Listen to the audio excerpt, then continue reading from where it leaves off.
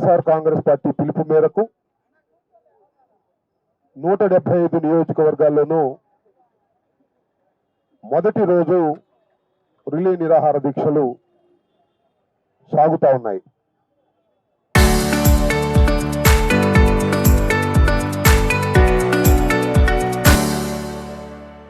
దానిలో భాగంగానే గుంటూరు 1 and 2 నియోజకవర్గాలకు సంబంధించి గుంటూరు కలెక్టరేట్ ఎదురుగా నిరాహార దీక్ష ఉదయం నుంచి చేయటం జరిగింది. ఇప్పుడు ముగింపు సందర్భంగా మేమందరం ఇక్కడికి రావటం జరిగింది. డిఎస్సిలో జరిగినటువంటి అవకతవకలు, అన్యాయాలు, అక్రమాలు, స్పోర్ట్స్ కోటా పేరుతో సొంత వారికి ఉద్యోగాలు ఇచ్చినటువంటి వైనం, పేపర్ లీక్ చేయటం, దానితో పాటు అవుట్ సోర్సింగ్ వారికే మొదటి ర్యాంకులు రావడం, అయినా వారికి ఉద్యోగం ఇవ్వకపోవటం, ఇలాంటి అవకతవకలు కోకొల్లలుగా జరిగాయి. దీని మీద న్యాయ విచారణ జరపాలని, దీనికి బాధ్యుడైనటువంటి మంత్రి నారా లోకేష్ తక్షణమే రాజీనామా చేయాలని డిమాండ్ చేస్తూ వైఎస్ఆర్ కాంగ్రెస్ పార్టీ యువకులతో కలిసి ఒక పోరాట ఉద్యమాన్ని ముందుకు తీసుకొచ్చింది. దానిలో భాగంగానే రాష్ట్ర వ్యాప్తంగా ఇవాళ అన్ని నియోజకవర్గాల్లోనూ రిలే నిరాహార దీక్షలు కొనసాగుతూ ఉన్నాయి. రేపు, ఎల్లుండి, అవటాల నుండి 4 రోజుల పాటు రిలే నిరాహార దీక్షలు చేసి ఆ తరువాత రేపు సోమవారం రోజున భారీ ఎత్తున ఒక ర్యాలీని నిర్వహించాలనేటువంటి తలంపుతో ఈ కార్యక్రమాన్ని ప్రారంభించడం జరిగింది. దీనికి అద్భుతమైనటువంటి రెస్పాన్స్ వస్తుంది. ఈ 5 రోజుల పాటు కూడా మేము అందరు యువకుల్ని కలుపుకొని పెద్ద ఎత్తున ఉద్యమాన్ని తీసుకొచ్చి ప్రభుత్వం మీద ఒత్తిడి చేసేటటువంటి కార్యక్రమం చేస్తాం. మీ అందరికీ తెలుసు, ధర్మేంద్ర ప్రధాన్ భారతదేశంలో నీట్ ఎగ్జామ్స్ పేపర్ లీక్ అయిందని పెద్ద ఎత్తున ఉద్యమం జరిగితే గత్యంతరం లేక రాజీనామా చేసి కేంద్ర మంత్రి దిగిపోవాల్సిన అనివార్యమైన పరిస్థితి వచ్చింది. అలాంటి పరిస్థితిని రాష్ట్రంలో ఏర్పరిచే విధంగా ఉద్యమ రూపంలో ప్రజాస్వామ్యయుతంగా చేయాలని వైఎస్ఆర్ కాంగ్రెస్ పార్టీ తలపెట్టింది. ఇది ఈ ఉద్యమంలో మొదటి అడుగు. 10 రోజులు మేము ఇచ్చినటువంటి కార్యక్రమంలో ఈ మొదటి అడుగు. కొన్ని చోట్ల గందరగోళాలు చేసేటటువంటి ప్రయత్నం చేస్తున్నారు. పోలీసు వారు కొన్ని చోట్ల టెంట్లు పీకేస్తున్నారు, కొన్ని చోట్ల మైకులు లాగేసుకుంటున్నారు, కొన్ని చోట్ల అయితే సాక్షాత్తు తెలుగుదేశం వాళ్ళు వచ్చి టెంట్ల మీద దాడి చేస్తున్నారు. ఎందుకయ్యా మీరు దాడి చేస్తారంటే మీకు పర్మిషన్ లేదంటున్నారు. అంటే పర్మిషన్ లేకపోతే తెలుగుదేశం వాళ్ళు దాడి చేస్తారా? పర్మిషన్ లేకపోతే పోలీసులు యాక్షన్ తీసుకోవాలి. కానీ ఇలా దౌర్జన్యపూరితంగా చంద్రబాబు నాయుడు గారు ఎంకరేజ్ చేయటం వల్ల 1-2 చోట్ల దౌర్జన్యకరమైనటువంటి పరిస్థితులు ఏర్పడ్డాయి. ఇది ప్రజాస్వామ్యానికి మంచిది కాదు. నిరసన చెప్పేటటువంటి హక్కు ప్రతి వ్యక్తికి ఉంటుంది. అందులోనూ గాంధీ మార్గంలో నిరాహార దీక్ష చేసేటటువంటి హక్కు ప్రతి వ్యక్తికి ఉంటుంది. దాన్ని ఎదుర్కోవాలి. కానీ ఎదుర్కోకుండా తోక ముడిచేటటువంటి కార్యక్రమాలు, దౌర్జన్యపూరితమైన కార్యక్రమాలు, పోలీస్ యంత్రాంగాన్ని అడ్డం పెట్టుకొని మా మీద దౌర్జన్యాలు చేసేటటువంటి కార్యక్రమాలు రాష్ట్రంలో పెచ్చు పెరిగిపోతున్నాయి. దీనికి ప్రజాస్వామ్యయుతంగా సమాధానం చెప్పే రోజు త్వరలోనే వస్తుందని కూడా ఈ సందర్భంగా మనవి చేస్తూ, ఈరోజు 1వ నియోజకవర్గం నుంచి విద్యార్థి విభాగానికి సంబంధించిన సుభాని గారి నాయకత్వంలో యూత్ కూర్చున్నారు. అలాగే విద్యార్థి విభాగానికి భాను నాయకత్వంలో 2వ నియోజకవర్గం నుంచి కూర్చున్నారు. రేపు 1వ నియోజకవర్గం నుంచి మహిళలు, 2వ నియోజకవర్గం నుంచి యువకులు రేపు నిరాహార దీక్షలో కూర్చుంటారు. ఎల్లుండి, అవటాల నుండి 4 రోజుల పాటు ఈ నిరాహార దీక్ష కొనసాగుతుంది. ప్రజలు, యువకులు ఈ నిరాహార దీక్షను అభినందించాలని, జరిగిన అన్యాయాన్ని ఎదుర్కొనే విధంగా మాకు శక్తినివ్వాలని కూడా ఈ సందర్భంగా నేను కోరుకుంటున్నాను. ధన్యవాదాలు. మళ్ళీ చెప్పు కొండా ఉమామహేశ్వరరావు గారు మా వైసీపీ నిరాహార దీక్ష శిబిరంపై దాడి చేసినట్టుగా కనపడుతుంది. ఆయన పార్టీలో ఉనికిని కాపాడుకోవడం కోసమా అని అనుమానం వచ్చిందా నీకు?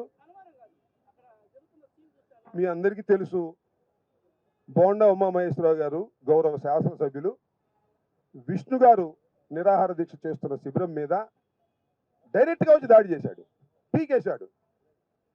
శభాష్ అని ఉంటాడు అనుకుంటున్నారు చంద్రబాబు. శభాష్ అన్నాడో, ఆయనకి అనవసరమైనటువంటి నష్టాన్ని తీసుకొస్తున్నాడని అనుకుంటున్నాడో చంద్రబాబు గారు తెలుసుకోవాలి.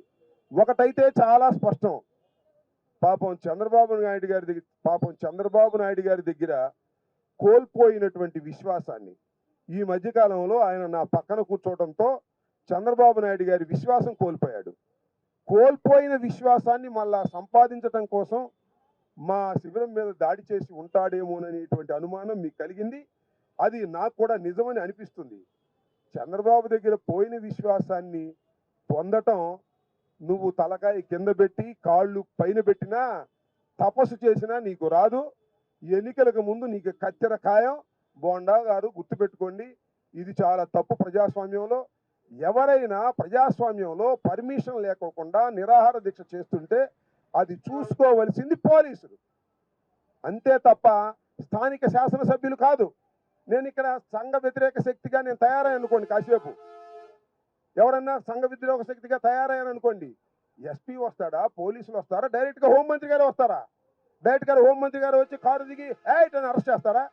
ఒక చట్టం ఉంది, ఒక ప్రజాస్వామ్యం ఉంది, భారత రాజ్యాంగం ఉంది.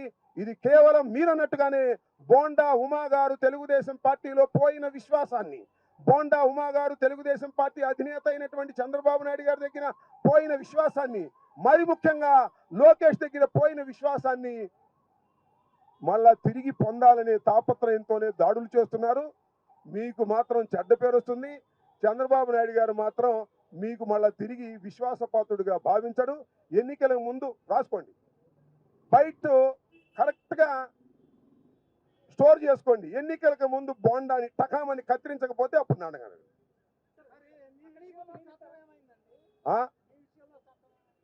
మా విషయంలో చట్టం కాకెత్తుకుపోయింది. అంబటి రాంబాబు గారి విషయంలో చట్టం కాకెత్తుకుపోయింది. అంబటి రాంబాబు గారి ఇంటి మీద దాడి చేస్తే చట్టం కాకెత్తుకుపోయింది. పెమ్మసాని గారి మీద నేను పోస్టు పెడితే చట్టం 1000 కిలోమీటర్ల వేగంతో వచ్చేస్తుంది. ఒక కేసు కాదు 2 కేసులు పెట్టారు. ఒక కేసు కాదు 2 కేసులు పెట్టారు. పెట్టిన కేసే మళ్ళీ పెట్టారు. శభాష్, ఈ పోలీసులకి శభాష్. ఒకే అంశం మీద 2 కేసులు పెట్టిన ఘనత ఈ పోలీసులకు దక్కుతుంది. దేన్నైనా ఈ అంబటి రాంబాబు న్యాయపరంగా ఎదుర్కొంటాడు. నేను పోస్ట్ పెట్టాను, ఎందుకు నేను మాట్లాడుతున్నాను? నేను అడుగుతున్న ప్రశ్న ఒక్కటే, నా ఇంటి మీద దాడి జరిగితే ఒక్కరిని కూడా అరెస్ట్ చేయలేదు, ఇది ధర్మమా అని అడిగా. నా ఇంటి మీద దాడి చేస్తే దానికి కారణం పెమ్మసాని నువ్వు అని అడిగా. పెట్టేశారు కేసు నా మీద. అయితే కేసు పెట్టేశారు. నా ఇంటి మీద దాడి జరిగితే కేసు పెట్టరు, కానీ నా ఇంటి మీద దాడి ఎందుకు జరిగింది, ఎందుకు మీరు వారి మీద యాక్షన్ తీసుకోవాలంటే కేసు పెట్టేస్తున్నారు. ఎంత అన్యాయం, ఎంత అక్రమం. గుండెలు పగిలిపోతున్నాయి. మనవి చేస్తున్నా, గుండెలు పగిలిపోతున్నాయి. ఏ నేరము చేయకోకుండా ఇంటి మీద దాడి చేయించుకుని 18 రోజుల పాటు జైల్లో ఉండి మళ్ళా కేసులు పెట్టిస్తున్నారు. మళ్ళా అరెస్ట్ చేయాలనుకుంటున్నారు. 100 సార్లు అరెస్ట్ చేసినా ఈ అంబటి రాంబాబును ఎవ్వరు ఏమీ చేయలేరు. గుండె ధైర్యంతో అన్యాయాన్ని ఎదుర్కొంటాను, అక్రమాన్ని ఎదుర్కొంటాను. నా ఇంటి మీద దాడి చేసిన వారిని శిక్షించేంత వరకు నా పోరాటం ఆగదు. గుర్తుపెట్టుకోమని కూడా ఈ ప్రభుత్వానికి, పెమ్మసాని చంద్రశేఖర్కి, చంద్రబాబుకి, లోకేష్కి ఈ సభాముఖంగా చెప్పదలుచుకున్నాను. గుర్తుపెట్టుకోమని మనం చేస్తున్నా. అన్యాయాన్ని న్యాయంగా చూడండి అయ్యా. ఇంత పచ్చికలిగా ప్రభుత్వాలు, పోలీసులు, రాజకీయ నాయకులు వ్యవహరిస్తుంటే ఎక్కడికి పోతుంది ప్రజాస్వామ్యం? ఆలోచించమని కూడా ఈ సందర్భంగా మనవి చేస్తున్నా. నోటిలో కాదు నాకు తెలియదు, వీటి మాత్రం ఖాయం. పోయిన విశ్వాసాన్ని పొందటం కోసం దాడి చేశాడు. అప్పుడు అడగండి చెప్తా. ఇప్పుడు డోర్లు క్లోజ్ అయినాయి అనుకుని బాతున్నాడు. ఆ డోర్లు బాధవయ్యా, మా డోర్లు బాస్తావేంటి? మా టెంట్లు బాస్తావేంటి? మూసుకుపోయిన లోకేష్ డోర్లు బాదు. వాళ్ళు తెరిచినట్టే ఉంటారు, మింగేస్తారు. నీకు తెలియదు. చంద్రబాబు రాజకీయం వేరు, లోకేష్ రాజకీయం వేరు. చంద్రబాబు అన్న క్షమిస్తాడు, కానీ మా బ్రదర్ లోకేష్ మాత్రం క్షమించడు.